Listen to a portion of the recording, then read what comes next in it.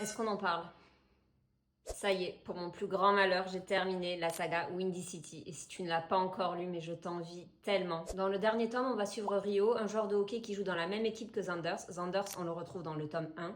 Et Hailey, du coup, qui est son amour d'enfance. Ils se sont séparés il y a des années. Je ne vous dis pas pourquoi pour ne pas vous spoiler, bien sûr. 6 ans après, par un concours de circonstances, ils se retrouvent à être voisins. Et malgré les tensions, on sent que clairement, il y a encore quelque chose entre eux. On est donc sur des proximités forcées, second chance, et évidemment Fun Family, puisqu'on retrouve tous les personnages des autres tomes, et évidemment, j'étais trop contente de les revoir. Que dire J'ai trop aimé ce tome, la relation entre Rio et Hailey, elle est juste folle. Et on va pas se mentir, on rêve toutes d'avoir une relation comme ça, hyper sincère, hyper touchante. Alors, ne vous attendez pas à une histoire remplie de rebondissements et de plot twists. On va plus être dans la psychologie des personnages et l'évolution de leurs relations et de leurs sentiments tout au long du tome. Et même si ce tome n'est pas mon préféré, franchement, je suis trop contente d'avoir terminé sur une bonne note parce que j'avais juste peur d'être déçue. Évidemment, je suis dégoûtée d'avoir terminé la saga, même si un spin-off que je vais évidemment lire, c'est quand même pas la même chose.